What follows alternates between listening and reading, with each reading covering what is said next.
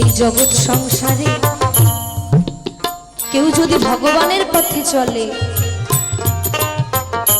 তাকে কিন্তু অনেক কষ্ট সইতে হয়, অনেক দুঃখ, অনেক বদনাম, অনেক লাঞ্ছনা, অনেক কলঙ্কের বোঝা তাকে কিন্তু মাথায় বহন করতে হয়। ভগবান বলেছে, যে করে আমার আশ আমি করি তার সর্বনাশ।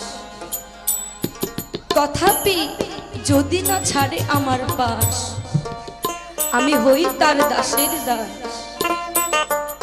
শুধু এক জন্মের না, জন্ম জন্মান্তরের জন্য ভগবান ভক্তের দাসে পরিণত হয়। ভক্ত যেভাবে ভগবানকে নাচাবে ভগবান সেইভাবেই নাচবে। একদিন শ্রীমতী রাধারানীর সখীরা রাধারানীকে জিজ্ঞেস করছে, হে সখী, এই যে তুই এত কৃষ্ণ কৃষ্ণ করিস, লোকে তো তোকে কত ধরনের কথা বলে, কত গালমন্দ করে, তোর কি একটুও খারাপ লাগে না?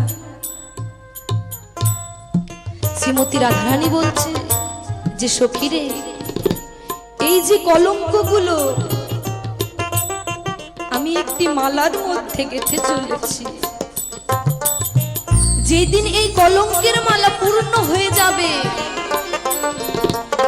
আমি তা গলায় পরে নিলে এই মানব জীবন ধন্য হয়ে যাবে।